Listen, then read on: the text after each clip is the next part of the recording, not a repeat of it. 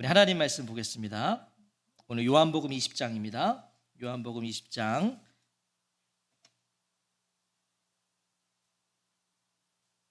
요한복음 20장 오늘 19절부터 23절까지 말씀입니다. 요한복음 20장 19절부터 23절까지 말씀.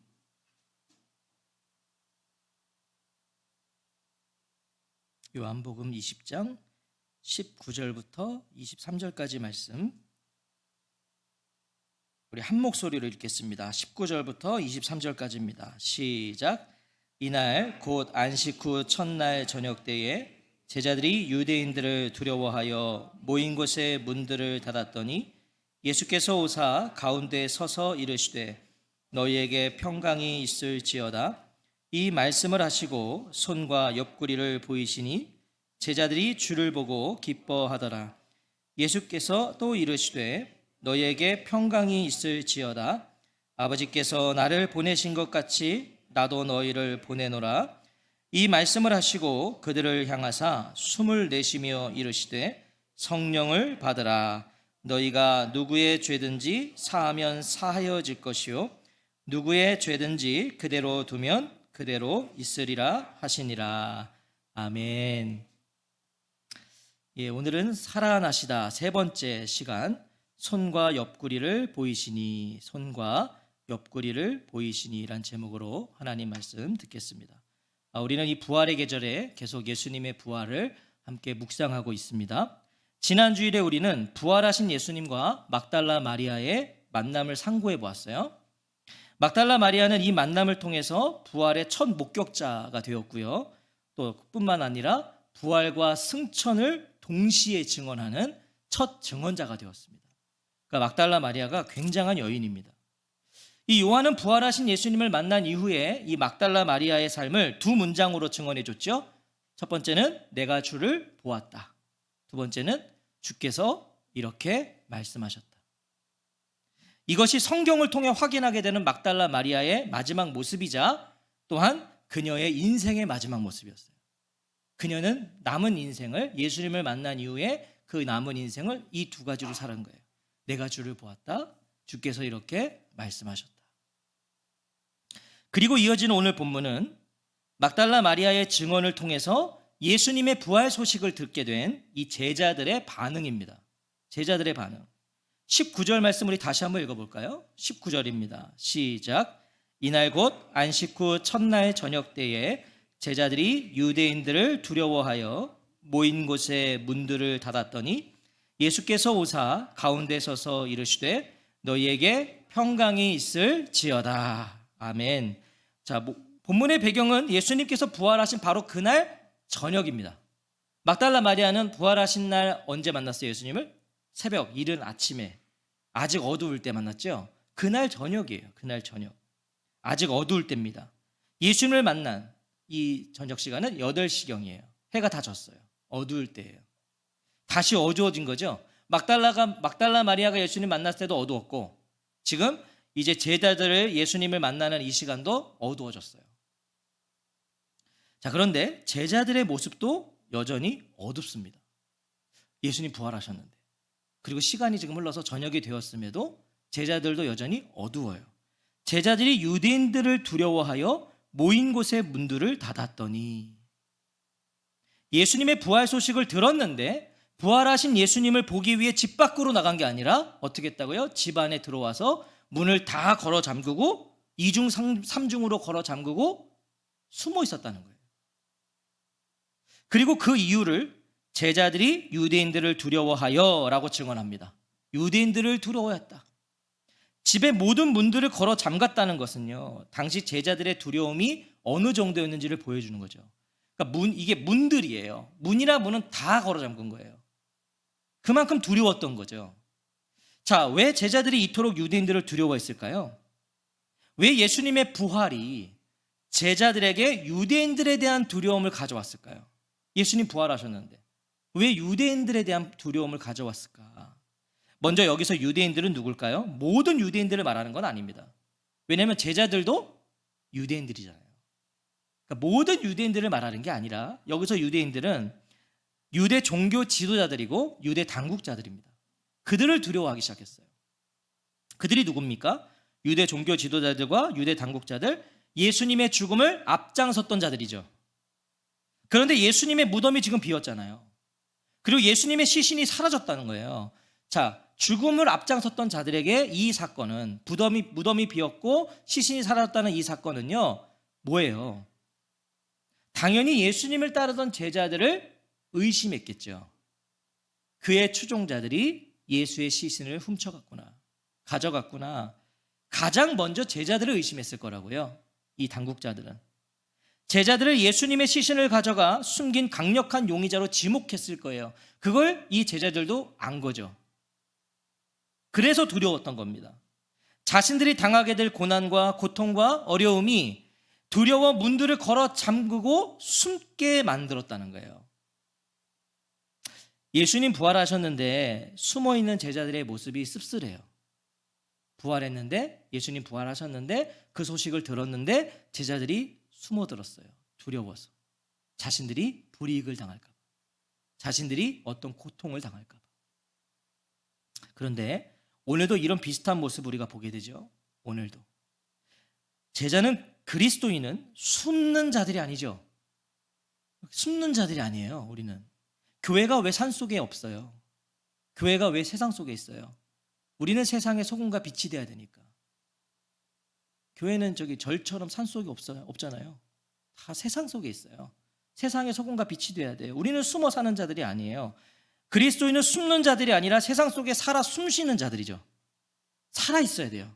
숨 쉬고 있어야 돼요. 그런데 오늘날 그리스도인임을 숨겨요. 그런 분도 저는 아직 본 적은 없어요. 근데 그런 분도 있다면서요. 주일날 가방 들고 어디 가면, 아유 어디가? 그러면 교회가, 이렇게 가시는 분이 있다 그래요. 아이 교회가 저기 간다 그러고. 우리는 그런 사람들이 아니잖아요. 그리스도의 이야기를 감춰요. 오늘날 그리스도인임을 숨기고 그리스도의 이야기를 감추고 그리스도인이 아닌 척 한다는 거예요. 자, 본문의 제자들이 숨어 있는 것처럼 말이죠. 오늘날 그럴 수 있다는 거예요. 그러고 있다는 거예요. 직장 생활하면서 또 청년들이 학교에서, 목사님, 교회 다니는 사람들이 별로 없어요. 있어요. 말을 안 하고 다 숨기는 거죠. 불편하니까. 내가 이걸 드러내면 내 행동 거제가 불편해지니까. 오늘 저와 성도님들은 어떠십니까? 일상에서 그리스도인으로 숨쉬고 계세요? 그리스도인으로? 숨어 계세요? 숨쉬고 계세요? 그리스도인임을 드러내십니까? 그리스도의 이야기를 오늘 증언하고 계세요? 그리스도. 모든 문을 걸고 떨며 두려워하고 있는 제자들을 부활하신 예수님이 찾아오세요. 예수님이 찾아오세요. 그러니까 성경을 보면 우리가 예수님을 찾아가는 게 아니에요. 다 예수님이 찾아오세요. 예수께서 오사 가운데 서서 이르시되. 자, 오늘 이 부분도 굉장히 재밌는 부분이에요. 신비한 상황이 펼쳐져요. 문을 두드리지 않으셨고요. 문을 열어준 사람도 없습니다. 문 다 걸어 잠갔거든요. 근데 지금 예수님이 제자들 앞에 서 계셨다는 거예요. 예수님 닫힌 문들을 통과하셨다는 겁니다. 지금 다 걸어 잠갔는데 통과하셨어요.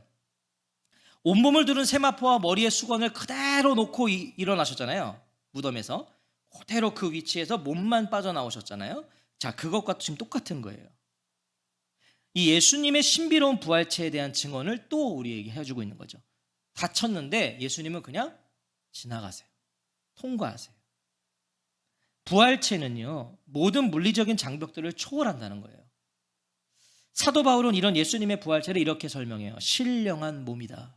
신령한 몸이다. 부활의 아침에 우리가 입게 될 부활체예요. 이게 통과할 수 있어요. 그렇다고 영은 아니에요. 몸이 있어요. 근데 통과할 수 있어요. 이게 설명할 수 있는 게 전부예요. 그날에 누리십시오. 그날에. 부활하신 예수님께서 두려움에 떨고 있는 제자들에게 가장 먼저 하신 말씀은 꾸짖음이 아닙니다. 사실은 꾸짖으셨어야 돼요. 일단 도망갔고 또 이미 베드로와 요한은 빈무덤을 봤어요. 근데도 그냥 갔잖아요. 집으로. 혼나야 돼요. 사실 제자들 예수님께 혼나는 게 마땅하지만 예수님의 첫 말씀은 뭡니까? 샬롬입니다. 샬롬. 너희에게 평강이 있을지어다. 20장에서만요. 19절, 21절, 26절 무려 3번이나 반복하세요. 평강이 있을지어다. 3번이나. 부활하신 예수님께서 제자들을 만나실 때마다 가장 먼저 하신 말씀이에요. 제자들을 이 부활하신 이후에 나타나시고부터는 제자들을 만날 때마다 평강이 있을지어다. 평강이 있을지어다. 만날 때마다. 샬롬, 이 평강은 잘 아시는 것처럼 당시 유대인들의 일상적인 인사예요. 만나도 샬롬, 헤어져도 샬롬. 우리도 오늘부터 그렇게 할까요? 만나면 샬롬, 가면 샬롬, 밥 먹어도 샬롬. 이게 인사였단 말이에요. 하지만 분명 두려움에 떨고 있었던 제자들에게 예수님이 지금 말씀하시는 샬롬은 그런 일상 속 인사말 그 이상이었겠죠. 두려워하고 있었으니까. 샬롬. 그들은 정말 평강이 필요한 상황이었잖아요, 지금. 사실 지금 예수님께서 제자들에게 말씀하시는 이 평강은 이미 약속하신 말씀이었어요. 이미 예수님이 제자들에게 약속하셨었어요. 요한복음 16장 33절에 보면 이것을 너희에게 이르는 것은 너희로 내 안에서 평안을 누리게 하려 함이라. 세상에서는 너희가 환난을 당하나 담대하라. 내가 세상을 이기었노라. 이미 말씀하셨단 말이에요. 예수님께서 말씀하신 평강은 이 약속의 성취예요. 제자들에게 고별 강화에서 말씀하셨던 걸 부활하셔서 이제 직접 평강이 있을지어다 말씀하신 거죠. 약속을 성취하셨어요. 예수님께서 십자가에 오르시고 물과 피를 쏟으신 이유는 바로 이 평강을 이루시기 위함이었습니다. 이 평강을 이루시기 위해 예수님 십자가에 달리신 거예요. 부활하신 예수님께서 직접 그것을 말씀해 주시는 거예요. 부활하셔서 내가 너희를 위해서 십자가 진 이유는 평강이야. 샬롬을 주기 위함이야. 말씀하시는 거예요. 너희에게 평강이 있을지어다. 평강을 위해 죽으신 분이 죽음으로 끝났다면 무엇입니까? 결코 평강이 될 수도 없고 평강을 줄 수도 없죠. 나 너희들 평강 때문에 죽어. 그리고서 그냥 죽으면 그거 어떻게 평강이 있어요? 평강을 줄 수 없어요. 하지만 본문의 제자들은, 오늘의 제자된 우리는 부활하신 예수님께서 직접 선포하신 너희에게 평강이 있을지어다를 듣게 된 거예요. 부활하셔서 평강을 말씀하셨어요. 평강은 예수님께서 십자가에서 이루신 겁니다. 그리고 부활로 완성하신 거예요. 이게 평강이에요. 샬롬. 평강이 무엇이죠? 편안한 삶이 아니죠. 우리는 자꾸 평강 이러면 편안한 삶이라고 생각해요. 이 땅에서 편안한 삶 다 누리고 아무런 어려움 없이 살아가는 거 우리는 평강이라고 생각하지만 아니죠. 평강은 평안한 삶이죠. 평안한 삶. 평안은요, 무엇이 있고 없고로 누리는 것이 아니에요. 있다고 평안한 거 아니잖아요. 없다고 평안하지 않은 것도 아니잖아요. 다른 거예요. 무엇이 평안입니까, 그럼? 죄로 인해 깨졌던, 죄로 인해 단절되었던 누구? 하나님과의 관계가 회복되는 거죠. 이게 평강이에요. 이게 평안이에요. 예수님께서 우리에게 주시는 구원, 이게 사실 평강이에요. 구원을 얻은 자의 가장 큰 특징은 평강입니다. 평강이에요. 환경에 따라 이게 흔들려지지 않아요. 평강. 오늘 무엇을 두려워하고 계십니까? 그래서 본문의 제자들처럼 오늘 문을 걸어 잠그고 숨어 있는 건 아니세요. 두려우니까. 그 문이 우리를 보호해줄 수 없어요. 숨어 보세요. 아무리 숨어 보세요. 그 문이 우리를 보호해줄 수 없어요. 부활하신 예수님께서 그 문을 그냥 통과해버리시잖아요. 나를 보호해줄 것 같아서 숨었는데 예수님은 그 문을 그냥 통과해버리세요. 그것이 우리를 지켜주고 보호해줄 수 없다는 걸 보여주신 거예요. 예수님과 우리 사이에 어떤 문이 있든지 어떤 문으로 가로막고 있든지 예수님은 통과하여 우리 앞에 서신다고요. 여러분, 이게 예수님이세요. 예수님께서 우리의 진정한 보호가 되신다는 거잖아요. 너희가 뭘 가로막아도 나는 그걸 통과해서 너희들 앞에 서. 누가 지금 보호라는 거예요? 예수님이 보호시라는 거죠. 예수님은 그 어떤 장애물과 장벽이 있어도 우리에게 오셔서 뭘 말씀하신다고요? 샬롬, 샬롬. 오늘 이 주일 아침에 예수님께서 저와 성도님들의 마음과 환경과 처지의 문들을 통과하셔서 말씀하세요. 평강이 있을지어다. 오늘 이 시간 그 음성을 들으시기를 축복합니다. 예수님께서 우리를 찾아오셔서 우리 가운데 이렇게 서 계신 것, 여러분 사실 이게 평강이죠. 맞나요? 예수님이 내 삶 속에 찾아오셔서 오늘도 나와 함께 하고 계신다는 것이 평강이죠. 그 평강을 누리시기를 바랍니다. 그 평강. 제자들은 두려움 속에 떨고 있었습니다. 두려움이 얼마나 컸던지요. 모든 문 다 걸어 잠갔어요. 너무 두려우니까 다 잠갔어요. 그런데 그 문들을 통과하여 들어오신 예수님을 보았을 때 어떻게 됩니까? 어땠을까요? 자, 지금 우리가 제자들로 돌아가 보실까요? 본문에 지금 이제 우리는 하여튼 유대인들이 유대 종교 지도자들이나 당국자들이 뭐지 여기서 다 끌려가는 겁니다. 다 잠갔습니다 지금. 자, 근데 갑자기 저기서 예수님이 저 문을 뚫고 들어오셨어요. 여기서 그걸 보고 기뻐하실 분이 있으세요? 저는 무서웠을 것 같은데. 누구도 예수님을 알아보지 못했잖아요. 지금 예수님 몰라요. 알아보지를 못해요. 왜 그랬을까요? 예수님의 부활도 상상해 본 적이 없고, 부활을 상상해 본 적이 없고요. 더군다나 생각해 보세요. 사람이 닫힌 문을 그냥 통과해서 들어온다고요? 여러분, 이거는 놀랍고 신비스러운 일이 아니라 무서운 일이에요. 귀신. 실제로 누가복음 24장 37절을 보면요, 제자들도 우리랑 똑같았어요. 그들이 놀라고 무서워하여 그 보는 것을 영으로 생각하는지라. 이게 좋게 말해서 영으로 생각했다는 거고요. 이거 지금 유령이라고 생각한 거예요. 귀신으로 생각했다는 거예요. 왜냐하면 인간의 의식 속에 닫힌 문을 그냥 통과하여 들어온다는 건 존재하지를 않아요. 제자들은 유령을 보는 줄로 생각해요. 부활하신 예수님의 출현이 그들을 더욱 두렵게 한 거죠. 지금 상황은 부활이 그들의 두려움을 떨쳐버린 게 아니라 더 두렵게 해버렸어요. 아마 모두가 예수님에게서 뒤로 물러나서 벽에 붙어 덜덜덜 떨었을 겁니다. 지금 예수님이 저기로 들어왔으면 지금 모든 성도님들은 지금 제가 있는 곳으로 다 오셔서 저랑 같이 벽에 붙어서 덜덜덜 떨고 있었겠죠. 저 누구냐는 거예요. 그 상황에서 예수님은요, 아무 말씀을 하지 않았어요. 저 같아도 그랬을 것 같아요. 그 상황에서요, 무슨 말씀을 하시면요, 그거 더 무섭습니다. 얘들아, 나야. 그러면 그거 굉장히 무서운 거예요. 귀신인데 나 너희들 보러 왔어. 이러면은 이거는요, 무서운 겁니다. 말씀하지 않으세요. 그래서 몸으로 말씀하세요. 왜 평강이 있기를 원한다고 말씀하셨는지를 말이 아니라 몸으로 증명해 주세요. 20절 같이 한번 읽어볼까요? 시작. 이 말씀을 하시고 손과 옆구리를 보이시니 제자들이 주를 보고 기뻐하더라. 예수님은 조용히 손과 옆구리를 제자들에게 보여주시는 거예요. 말 안 하세요. 보라는 거예요. 보라고. 말이 필요 없는 상처죠. 예수님의 이 상처는 말이 필요 없는 상처예요. 제자들이 마지막에 확인했던 예수님의 흔적이에요. 그분의 손과 발에, 옆구리에 박혔던 못과 창들. 부인할 수 없는 자신들의 주님이죠. 이건 부인할 수 없잖아요.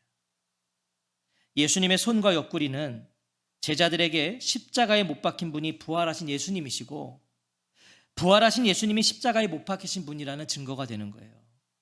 아, 주님이시구나. 예수님의 손과 옆구리를 본 제자들을 보세요. 제자들이 주를 보고 기뻐하더라. 방금 전까지 유령이라고 그랬거든요. 근데 그분의 손과 옆구리를 보더니 기뻐하는 거예요. 유령이 아니라 사랑하는 주님을 본 거예요. 예수님의 부활을 보게 된 거예요. 아, 부활하셨구나. 예수님을 보니까 어떻게 됩니까? 두려움이 사라집니다. 여러분, 우리의 두려움은 예수님을 볼 때 사라지는 거예요. 예수님을 만나야 사라지는 거예요. 제자들의 직접적인 두려움이었던 유대인들에 대한 두려움마저 사라져버렸어요. 사라지는 거예요.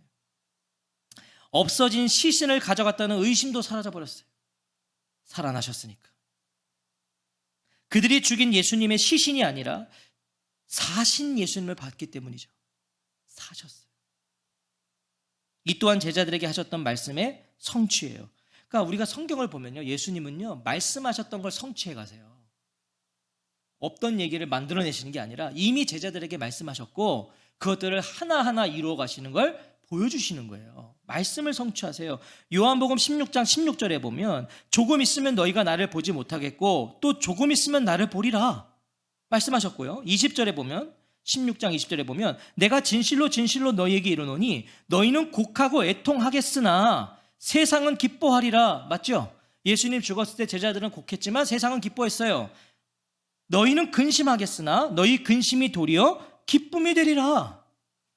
제자들이 주를 보고 기뻐하더라. 할렐루야. 이 말씀을 성취하신 거예요. 참된 기쁨은 우리 주 예수 그리스도 안에 있어요. 여러분, 예수님 봐야 기쁜 거예요. 예수님 만나야 기뻐요. 기쁨을 잃으셨어요? 오늘 기쁨이 없으세요? 그냥 내 인생은 왜 이래 이 모양이야.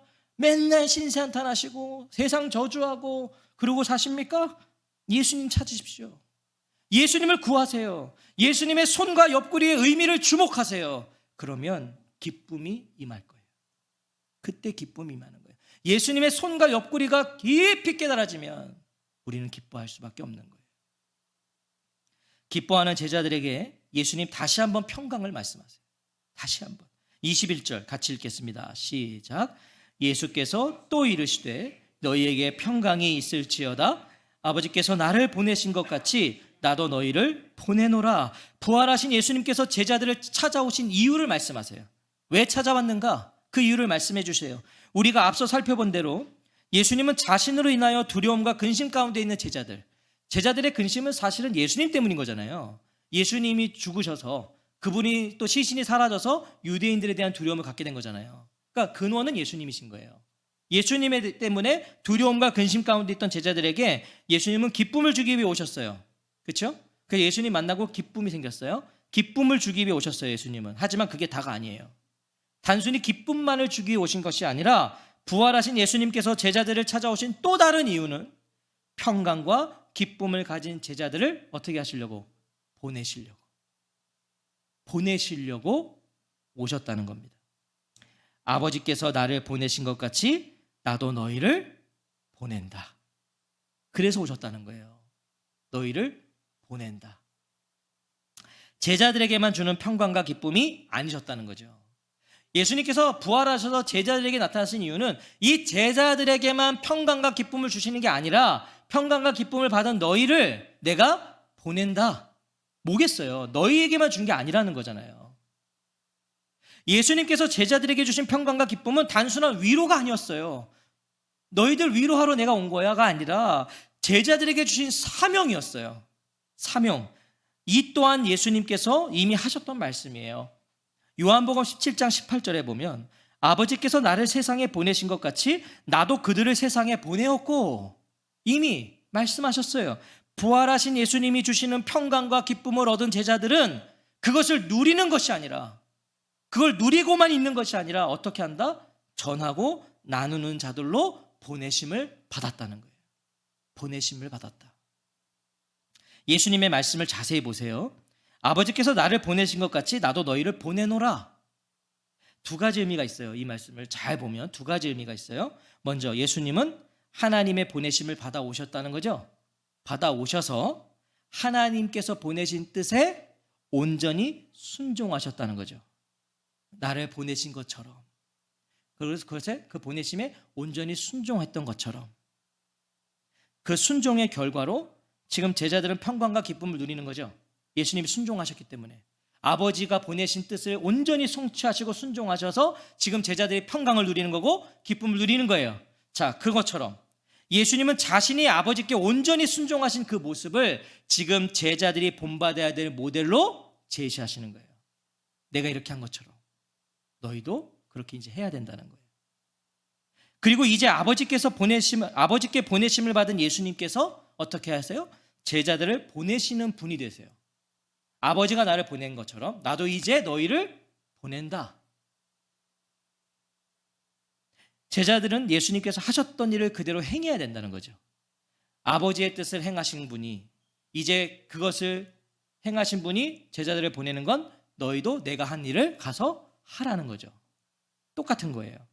그리스도인은요, 날마다 예수님께서 우리를 보내신 일을 함으로 증명되는 겁니다. 당신은 그리스도인이십니까? 예. 왜 그리스도인이십니까? 예, 저는 예수님께서 행하신 일을 이 땅 가운데서 행하며 삽니다. 그게 그리스도인이라고. 그걸로 증명돼야 된다고요. 예수님은 이 말씀을 하시고 그들을 향하사 숨을 내쉬며 이르시되 성령을 받으라 하십니다. 자, 예수님은 제자들을 그냥 보내지 않으셨단 말이에요. 이 얘기는 그냥 보내지 않으셨어요. 너희들을 보내노라 이게 하시고 가라가 아니라 뭐예요? 숨을 불어 넣으시고 말씀하셨다. 성령을 받아라. 예수님께서 제자들의 사명을 위해 성령을 부어주신 거죠. 이 행동, 숨을 내쉬며 예수님이 성령을 받으라 하신 거예요. 자, 이 숨을 내쉬면은요, 창세기 2장 7절의 말씀을 떠오르게 해요. 여호와 하나님이 땅의 흙으로 사람을 지으시고 생기를 그 코에 불어 넣으시니 사람이 생명이 되니라. 자, 이 말씀을 떠오르게 하는 거예요. 숨을 내쉬며. 하나님께서 사람을 지으시고 그 코에 생기를 불어 넣으셔서 어떻게 했습니까? 사람에게 생명이 임했죠. 그것처럼 예수님은 제자들에게 성령을 주심으로 영원히 함께 해주심을 약속하시는 거예요. 생명, 영원히 함께 할 거야. 성령을 받으라. 구약에서 성령은요, 성전 안에 거하셨어요. 구약에서는 하나님의 영은 성전에만 있었잖아요. 성전에 머무셨잖아요. 그런데 예수님께서 세례를 받으실 때 어떻게 됐죠? 성령이 비둘기같이 임하셨죠. 예수님께 세례를 받으실 때 성령이 비둘기같이 내리셨어요. 성령이 예수님 안에 내주하고 계셨어요. 임하셨으니까. 바로 그 내주하시는 성령을 예수님이 이제 제자들에게 나누어 주시는 거예요. 성령을 받아라. 자, 이 말씀은 이제 50일이 지난 후에 언제요? 오순절 날에 일어날 그 성령의 강력한 임하심을 지금 예고하고 계신 거예요. 맛보기를 보여주신 거예요. 그리고 제자들은 오순절 날에 예수님께서 받으라고 하신 이 성령을, 그 온전한 성령의 임하심을 강력하게 경험하게 되는 거죠. 그게 오순절 날 성령 강림이잖아요. 성령을 받으라 말씀하신 예수님은 이제 제자들에게 권한을 주세요. 그러니까 오늘 예수님이 제자들에게 많은 거 주세요. 권한을 주세요. 23절 같이 읽겠습니다. 시작. 너희가 누구의 죄든지 사하면 사하여질 것이요 누구의 죄든 그대로 두면 그대로 있으리라 하시니라. 아멘. 자, 더 집중해서 한번 들어보세요. 너희가 누구의 죄든지 용서해 주면 그 죄가 용서될 것이고 용서해 주지 않으면 그대로 남아 있을 것이다. 이것이 주님께서 제자들에게 주신 권한인데요. 이거 엄청난 권한 아닙니까? 네가 용서하면 용서하는 거고 네가 용서 안 하면 이 죄가 그대로 있을 거야. 자, 하지만 우리가 절대 오해하면 안 되는 거예요. 이 말씀을 절대 오해하시면 안 돼요. 자, 죄를 용서하고 말고는 제자들에게 있지 않죠. 우리가 무슨 죄를 용서하고 말고가 우리에게 있어요. 죄를 용서하고 말고는요 오직 하나님께 있어요. 맞습니까? 하나님께 있어요. 우리가 용서하면 하나님이 용서하시는 거고 내가 용서하지 않으시면 하나님도 용서하지 않으시는 것. 이건 굉장한 교만함 아닙니까? 하나님 내가 용서하니까 용서하세요 이거잖아요. 내가 용서 절대 못하니까 하나님도 용서하지 마세요. 그런 말씀이 아니라는 거죠. 제자들에게 죄를 용서하고 용서하지 않는 권한이 주어졌다는 것은 이런 의미예요. 예수님의 복음과 연관해서 생각해야 돼요. 복음과. 제자들이 예수님의 십자가와 부활과 승천과 재림의 복음을 전하면 그 복음을 받아들인 자들이 예수님을 믿어 죄가 사하여진다는 말씀이에요. 내가 복음을 전하면 그 복음을 받은 자가 그 복음을 믿고 받아들이면 예수님께서 그의 죄를 사하여 주신다. 반대로 복음을 거절해서 예수님을 믿지 않으면 어떻게 됩니까? 죄가 그대로 있으리라. 복음을 전했는데 그 복음을 받은 자가 그 복음을 거절해요. 받아들이지 않아요. 그러면 어떻게 된다고요? 그 죄는 그대로 있다. 자, 그럼 복음을 전하는 것은 부활하신 예수님을 전하는 것은 매우 중요한 문제입니다. 복음 전하는 거 굉장히 중요한 문제예요. 복음을 전함으로 죄가 사라질 수도 있고 죄가 그대로 남아질 수도 있어요. 굉장히 중요한 거예요. 절대적인 문제예요. 우리가 전하면 받은 자가 죄사함의 기회를 얻을 수 있어요. 그런데 우리가 전하지 않으면 누구의 죄든지 그대로 두면 그대로 있으리라. 굉장히 무서운 문제입니다. 교회가요 성령의 능력으로 복음을 전할 때 사람들의 죄가 사해진다는 걸 기억하시기 바라요. 여러분, 그래서 우리는 복음을 증거해야 되는 거예요. 복음을 전해야 돼요. 살릴 수 있어요. 근데 우리가 전하지 않으면 죄도 그대로 있는 거예요. 이것이 예수님을 대신해 오늘의 그리스도인들에게 주어진 권한이고 우리가 받은 평강과 기쁨을 전하고 나누는 일이에요. 이것이, 사랑하는 성도 여러분, 우리의 평강과 기쁨이 어디에서 옵니까? 평강과 기쁨이 어디에서 와요? 손과 옆구리를 보이시니, 손과 옆구리를 보이시니. 예수님의 십자가에서 오는 거 아닙니까? 진짜 우리의 평강과 기쁨은 십자가에서 오는 거예요. 여러분, 만신창이가 돼서도 십자가 앞에 서면, 그리고 그 십자가의 복음이 나의 복음이 되면 그 사람은 거기서 살아납니다. 살아야 될 이유를 발견합니다. 십자가 앞에서 우리가 아무것도 말할 수 없어요. 예수님의 십자가 앞에서는 모든 것이 그냥 거기에 답이 돼요. 예수님, 제 인생은 왜 이러죠? 저는 왜 이렇게 힘든 거죠? 저는 왜 이렇게 아픈 거죠? 저는 왜 이렇게 어려운 거죠? 예수님 십자가 앞에 서보십시오.